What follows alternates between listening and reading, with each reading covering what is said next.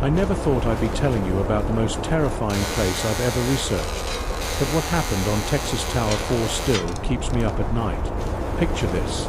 You're 63 miles out in the middle of the Atlantic Ocean, standing on what's essentially a giant steel tripod, and you can feel the entire structure swaying beneath your feet like a ship in heavy seas. But this isn't a ship that can sail to safety. This is your prison, your workplace, and potentially your grave, all rolled into one rusting platform that everyone aboard nicknamed Old Shaky. If you think being stuck in an elevator is bad, wait until you hear what it's like to be trapped on a tower that's literally falling apart in the middle of the ocean with no way off and a storm bearing down on you. This is Texas Tower 4, and it was one of several towers like these that stood miles off the coast in the middle of the Atlantic during the height of the Cold War. The work on it was nerve-wracking, the weather was absolutely brutal, and if something went wrong out there, the men on board were truly stranded alone in some of the most unforgiving waters on Earth. What I'm about to tell you is the horrifying true story of what happened when everything that could go wrong did go wrong. And as you'll see, sometimes the most dangerous enemy isn't the one you're watching for, it's the ground beneath your feet. Back in the 1950s, America was on edge like never before. The Cold War was in full effect, and Soviet bombers could theoretically be heading our way at any second without warning. If they made it across the Atlantic Ocean undetected, it would mean devastation on American soil. So the US Air Force did what any anxious superpower would do under those circumstances. They started building massive towers right out in the middle of the ocean, far from any coastline. These weren't just any towers, though. They called them Texas Towers because they looked exactly like the oil rigs you'd see dotting the Texas oil fields, except these were planted miles offshore in the Atlantic, each one a massive radar platform designed to spot enemy bombers before they got too close to American shores. The whole idea was to give us that crucial 30 to 60 minutes of warning time, just enough to scramble fighter jets and prepare our defenses. Basically, if something deadly was heading toward America, these towers were our eyes, nervously scanning the horizon 24 hours a day. Of all these towers, Texas Tower 4 was the boldest and most ambitious of them all. They planted it 63 miles off the coast of Long Island, New York, in 185 feet of churning Atlantic water. It was supposed to be a technological wonder, and in many ways it was. But from the very first day, Tower 4 seemed cursed. Not cursed in some mystical sense, but cursed with concrete structural flaws, support issues, and this ever-present feeling that the whole operation might be just one strong gust of wind away from complete disaster. But here's the thing. Despite all these red flags, the role Tower 4 played was absolutely crucial to national security. With that tower in place, our radar coverage was pushed hundreds of miles out to sea, giving the United States an advantage we'd never had before in the Cold War. The question was, would the tower survive long enough to matter? And more importantly, what about the men who had to live and work on it every single day? Tower 4's journey from blueprint to ocean platform began in December of 1956 in South Portland, Maine. The massive construction contract went to J. Rich Steers out of New York City, partnered with Morrison Knudsen from Idaho, two of the biggest construction firms in the country. They were tasked with creating a radar tower stable enough to ride out the absolute fury of the North Atlantic Ocean, and on paper, the plan seemed solid enough. Build the tower on land, float it out to position, anchor it down, and plug in the radar equipment. Several months later, on June 28, 1957, Tower 4 was successfully floated and towed to its designated site 63 miles offshore. But calling that step a success was relative at best, because somewhere in the process, as those massive steel legs rocked back and forth in the Atlantic swells during transport, 2 or 3 of the crucial structural supports got knocked completely loose. Obviously, that's not ideal when you're about to plant a top-heavy radar tower in deep, churning water that never stops moving. So the Air Force was faced with a choice. Bring the entire tower back to land for proper repairs, or fix it right there on site in the middle of the ocean. They chose what seemed like the quicker option. Fix it where it stood. But that decision would haunt everyone involved. Now, let me help you visualize what these towers actually look like. because understanding the structure is crucial to understanding just how precarious life aboard them really was. Imagine a giant tripod. Each tower stood on three enormously long steel legs that were driven deep into the ocean floor like massive stakes. These legs held up a sprawling platform nearly the size of a football field, sitting way up above the waves. On top of that platform sat the massive radar domes, picture giant weatherproof beach balls, along with all the living quarters, generators, communication equipment, and everything else the crew would need to live and work for weeks at a time until the next supply run. These towers had to be completely self-sufficient because once you were out there, you were truly cut off from the rest of the world. Once Tower 4 was in position and the crew tried to anchor those legs into the ocean floor, rough weather rolled in. The storm battered those critical braces, the large horizontal and diagonal supports that crisscrossed between the legs to stabilize the entire structure. These braces were absolutely crucial to keeping the tower standing upright. But the storm broke one of them off entirely. The Navy tried to clean up this mess with a series of underwater repairs, and their plan was to replace the broken braces with new ones that would attach to whatever stubs remained of the original supports. But since those stubs were basically mangled leftovers of twisted steel, this new solution required something called clamping collars, essentially big steel sleeves that had to be bolted underwater around the damaged joints. This was a janky fix at best, like trying to repair a broken bone with duct tape and hoping it holds. And it didn't really work. By the end of 1958, an official report titled Texas Tower 4, Stability and Deficiencies, made it crystal clear that the structure was in serious trouble. Navy divers found that half the bolts holding the tower together could literally be yanked out by hand. Some weren't even the right size for the job, and others had been shoved into holes that were way too wide, probably because workers were rushing to get the job done in brutal ocean conditions. But despite all these obvious structural problems, the mission rolled forward anyway. The radar domes went up in the form of three giant rubber enclosures housing incredibly sensitive electronics, and Tower 4 was officially declared operational. It swayed constantly, it groaned like a living thing, and it made every single crew member nervous. But in terms of expanding US surveillance capabilities, it was doing exactly what it was designed to do. Now, here's something they don't tell you in the recruitment brochures. The Texas towers might have been engineering marvels on paper, but actually living aboard them, especially Tower 4, was absolutely miserable. To get airmen to even volunteer for assignments aboard these towers, the Air Force had to get seriously creative with their marketing. They placed recruitment ads in Air Force magazines that promised 30 days on an island paradise with great fishing, excellent food, modern housing, and free movies every night of the week. They positioned the work as if it was some kind of offshore resort vacation that just happened to have a radar dish attached. And to sweeten the deal even further, the Air Force promised 2 weeks of leave for every 6 weeks spent on the towers.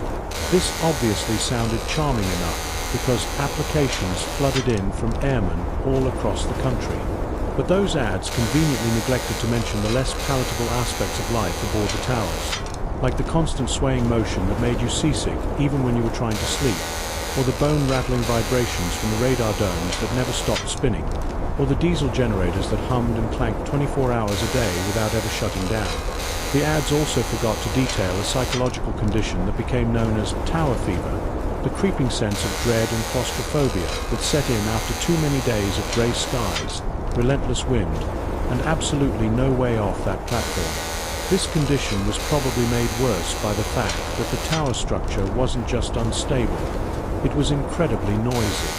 Those steel legs plunged deep into the ocean acted like massive tuning forks, amplifying and transmitting every distant groan, boom, and vibration from the ocean floor right up through the structure and into the living quarters. The whole tower was literally alive with the sounds of creaking metal, grinding joints, and the occasional deeply unsettling rumble that reminded every crew member just how far from any kind of safety they really were. Even when weather conditions were what you might call normal, which they rarely were in the North Atlantic, getting to and from the tower was a logistical nightmare that could easily turn deadly. Helicopter flights were so dangerous that choppers were always dispatched in pairs. One would attempt to land on the platform while the other hovered nearby, ready to attempt a rescue if the first helicopter went down into the ocean. And on bad weather days, which were incredibly common in those waters, helicopters didn't fly out at all. Period. The crew was simply stranded until conditions improved, which could be days or even weeks. Then there was something the crew called the donut, an improvised personnel transfer system that was straight out of a cartoon nightmare. Picture yourself gripping a massive inner tube from an aircraft tire, dangling from a crane cable high above violently rolling waves. You'd grab on tight and hope for the best as you were lowered, or sometimes just dropped down onto a ship that was pitching and rolling in heavy seas. As you might imagine, even seasoned sailors and experienced airmen wanted absolutely no part of the donut system. Despite all these risks and the crushing isolation, there were genuine attempts to boost morale and keep spirits high among the crew. Hobby shops were set up on board, pizza parties and barbecues were organized whenever possible, beer rations were distributed, and yes, they really did have movie nights just like the recruitment ads promised. But whatever charm these activities might have had wore off incredibly fast when the walls were constantly vibrating around you and the world's largest foghorn was blasting in your ears every 29 seconds whenever fog rolled in. Sleep became nearly impossible for the men stationed on these towers. And while the towers were supposedly built to handle heavy seas, with design specifications claiming they could withstand 125-mile-per-hour winds and waves exceeding 35 feet, even a fraction of those conditions caused serious problems. Towers 2 and 3 were positioned in significantly shallower waters than Tower 4, which automatically made them much more stable platforms. But even those towers weren't immune to the sickening, constant movement of the ocean beneath them. Tower 4, however, lurched and swayed and rolled in ways that made you feel like you weren't standing on anything solid at all. It felt like you were constantly riding some kind of nightmarish mechanical bull that never stopped bucking. This is exactly why the airmen and civilian contractors aboard Tower 4 gave it the nickname Old Shaky. But that nickname wasn't meant to be funny. It was a survival mechanism, a way to cope with the very real fear that the platform they were living on might not be there tomorrow. To make matters even worse, by the early 1960s, the Texas towers were already becoming technologically outdated. When they were first conceived and designed, the primary threat was Soviet bomber aircraft flying low and slow across the Atlantic, trying to sneak under our radar coverage. But by 1961, those bombers had been largely replaced by intercontinental ballistic missiles, ICBMs that didn't fly low and slow at all. These new weapons rocketed through the atmosphere at thousands of miles per hour, following ballistic trajectories that made them nearly impossible to intercept. Tower 4 couldn't spot an incoming ICBM until it was already way too late to do anything about it. That precious 30 to 60 minutes of warning time that the tower was supposed to provide had been whittled down to something closer to 30 seconds. Barely enough time to sound an alarm, let alone mount any kind of defense. So why keep the towers staffed at all? The answer was Soviet salvage operations. US intelligence knew that Russian ships were constantly lurking in the area, and if any of the towers were left unmanned, there was a very real fear that Soviet forces would swoop in, grab all the classified radar technology, and sail away with some of America's most closely guarded military secrets. So the decision was made to keep a skeleton crew aboard each tower. Better to hold the line with a handful of men than to risk losing critical technology to the enemy, even if that line was rusting and swaying dangerously in the Atlantic wind. By early 1961, the crew aboard Tower 4 had been scaled down from the original complement of 70 men to just 28 to 14 airmen and 14 civilian contractors, most of them maintenance and repair specialists. Their job wasn't really defending America's skies anymore. It was patching up a dying structure and keeping watch for unwelcome visitors from the Soviet Union. Meanwhile, the tower itself was operating on borrowed time. Those legs were still damaged from storms that had hit years earlier, and the makeshift underwater repairs hadn't held up to the constant battering of Atlantic weather. But the really big blow came in September of 1960, when Hurricane Donna slammed into Tower 4 with winds clocked at 132 miles per hour and waves measured at more than 50 feet high, far exceeding the tower's original design specifications. When Hurricane Donna finally moved on, Tower 4 was still standing, but just barely. Post-storm inspections revealed that the underwater bracing had cracked and shifted dramatically, causing the tower to lose nearly half of its structural integrity. At that point, Tower 4 was basically one good hit away from complete collapse. But it stayed manned anyway, because the mission was considered too important to abandon. And here's the truly disturbing part. Everyone involved was aware of these structural issues. They knew the tower wasn't safe. They didn't need fresh inspection reports or teams of Navy divers to tell them that the platform was failing. Just living on Tower 4 made it obvious to anyone with eyes and ears. The structure had started creaking more loudly than usual and swaying much wider than it ever had before. The crew would often joke with each other about how no one should ever try to shave with a straight razor while on board because the platform moved so much. This dark humor might have been the only way to deal with the fear that was constantly eating away at everyone's nerves. Beyond the structural issues, the vibrations from the radar equipment, generators, and the ocean itself had become much more intense and unpredictable. Captain Gordon Phelan, the commanding officer in charge of Tower 4, repeatedly requested complete evacuation of the platform. He sent message after message to his superior officers back on dry land, practically begging them to give him the authority to pull his crew off the failing structure. But his requests were always denied. The brass back at headquarters was still more concerned about Soviet salvage operations than they were about the safety of the 28 men living on a platform that was clearly falling apart. This whole nightmare would reach its climax in mid-January of 1961, when Tower 4 received some deeply troubling news. Captain Sixto Mangual, the commanding officer of the Navy supply ship that made regular runs out to the tower, radioed Gordon directly with a warning that something nasty was brewing weather-wise. Seas were getting rougher by the hour, and wind patterns were shifting in ominous directions. If they were going to evacuate the tower, Captain Mangual warned, they needed to start the process immediately. But Gordon still didn't have the authority to pull his crew. That power remained with his superiors, safely positioned inland at Otis Air Force Base on Cape Cod, more than 60 miles away from the danger. On the evening of January 14th, the weather advisory called for winds between 46 and 69 miles per hour. This wasn't exactly welcome news aboard Tower 4, but it also wasn't anything the platform hadn't survived before. In fact, just 6 days earlier, the tower had weathered similar conditions without any major structural incidents. But then the following day, January 15th, the storm began to intensify rapidly and unpredictably. At 10 a.m., when Gordon was asked by radio if he was worried about the deteriorating conditions, he responded with chilling honesty. It didn't matter whether he was worried or not, because it was already too late to evacuate.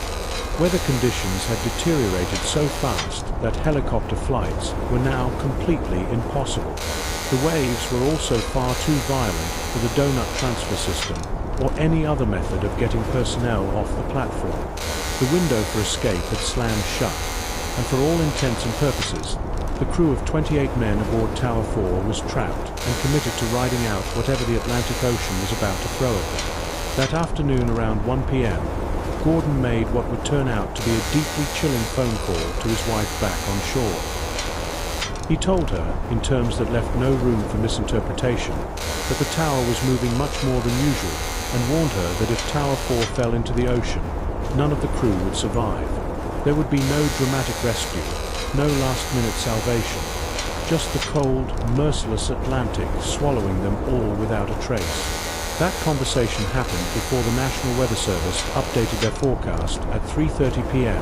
to reflect wind gusts potentially reaching 86 miles per hour. 30 minutes later, at exactly 4 p.m., Gordon radioed Otis Air Force Base to report a loud, metallic cracking sound somewhere in the tower structure. along with a very noticeable increase in the platform's swaying motion. The tower was literally starting to come apart beneath their feet.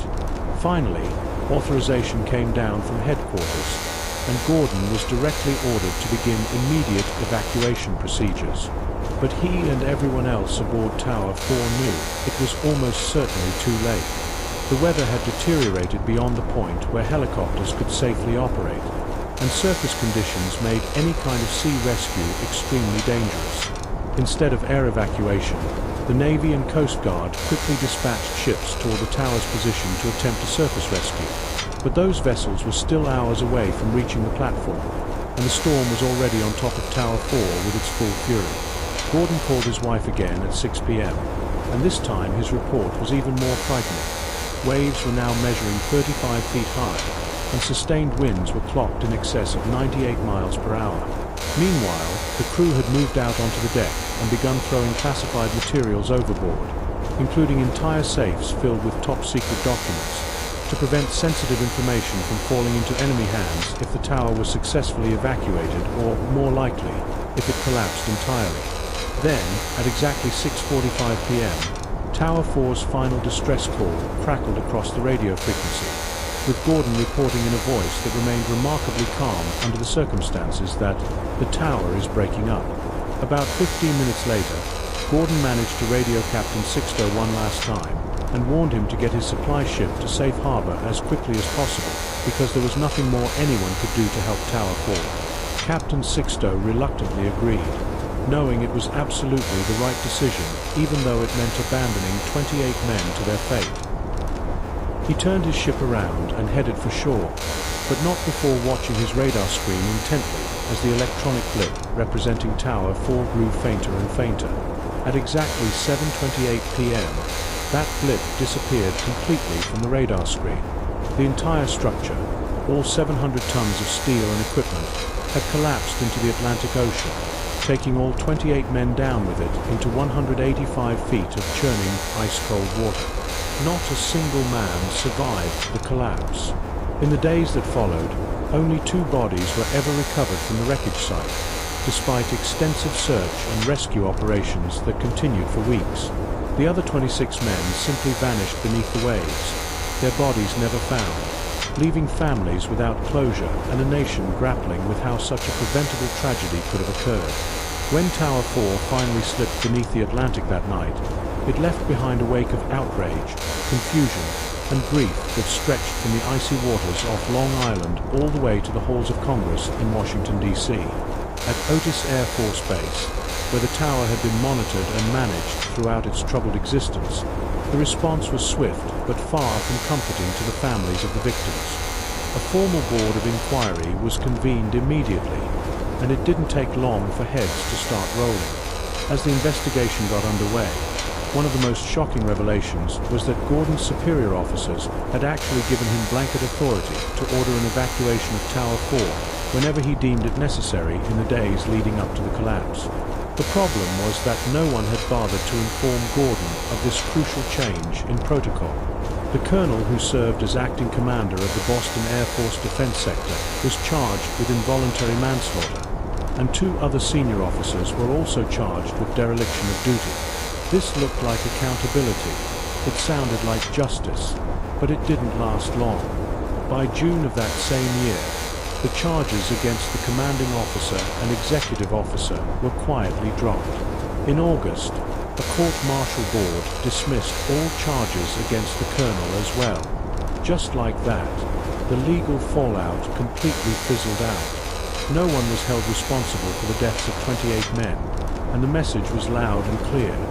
Yes, mistakes had been made, but apparently no individual had actually made them. This outcome obviously didn't sit well with anyone, especially not the families of the men who had lost their lives in what was clearly a preventable disaster. Before the military charges were dropped, the United States Senate stepped in and held comprehensive hearings on the Tower 4 disaster. This time, the conclusions pulled absolutely no punches. Human error, the Congressional Committee determined, was at the heart of everything that had gone wrong. Engineers, construction contractors, the Air Force, and the Navy. everyone had played a role in the disaster that claimed 28 lives. The Navy came under particularly harsh criticism for how it had supervised the construction and ongoing repairs of the tower. But one of the most jaw-dropping revelations came from detailed analysis of the ocean floor itself. Tower 2, which was one of the more stable platforms positioned in much shallower water, had its support legs driven 48 feet deep into the ocean floor, nearly 4 stories down into solid sand and rock. The legs of Tower 4, by contrast, were sunk just 18 feet into the sandy bottom of the Atlantic. That was it, less than half the anchoring depth of the more stable towers, while sitting in far deeper, much more treacherous water. It was like building a skyscraper on wet sand and then acting surprised when the whole thing started to lean and eventually toppled over. Meanwhile, back in the civilian world, the American public was left grappling with the haunting question of how something like this could have been allowed to happen. How could a tower built with the express purpose of saving American lives become the cause of so many needless deaths? Unfortunately, there were no truly satisfying answers to be found. Just a series of bureaucratic shrugs, legal loopholes, and quietly reassigned careers that allowed everyone involved to escape real accountability. In the end, Texas Tower 4 became a symbol not of Cold War technological might or American ingenuity, but rather of what happens when bureaucratic politics and faulty engineering collide in a situation where failure simply isn't supposed to be an option. The tower had been designed to protect America from its enemies, but it ended up being destroyed by a far more insidious threat, the kind of systematic negligence and willful blindness that can only flourish when the people making decisions never have to face the consequences of those choices themselves. Today, what remains of Tower 4 still rests on the ocean floor, 185 feet below the surface of the Atlantic. The wreckage site is deep enough to keep casual divers away from the debris, but it's shallow enough for experienced wreck divers to explore if they're skilled enough and brave enough to descend into what is essentially an underwater graveyard. Over the decades, the twisted steel wreckage has become part of the natural seafloor ecosystem, colonized by marine life that has no knowledge of the human tragedy that brought all that metal to the ocean bottom. But if you know the story, if you understand what really happened out there on that January night in 1961, it's absolutely impossible to look at those remains without feeling the full weight of the preventable disaster that claimed 28 lives. For decades after the collapse, most Americans forgot about the Texas towers entirely. They were just another Cold War experiment that never really worked as planned, eventually pushed aside by better technology and changing military priorities. But Tower 4 left a permanent scar on everyone who knew the real story. The men who died out there that night didn't go down in battle. They weren't lost in some heroic firefight or captured by enemy forces. They were just doing their jobs, following orders, and trusting that someone, somewhere up the chain of command, had made absolutely sure that the ground, or in this case, the platform, was solid and secure beneath their feet. That trust was betrayed in the most fundamental way possible, and 28 families paid the ultimate price for a system that valued bureaucratic convenience over human life. The story of Texas Tower 4 serves as a reminder that sometimes the most dangerous enemy isn't the one you're watching for on the horizon. Sometimes it's the negligence and institutional failure happening right beneath your feet, in the very systems that are supposed to keep you safe. If this story affected you the way it affected me, drop "trapped" in the comments below. And if you've ever felt stuck in a situation where you knew something was dangerously wrong but couldn't do anything about it, share your experience. These stories matter because they remind us that ordinary people often pay the price for extraordinary institutional failures.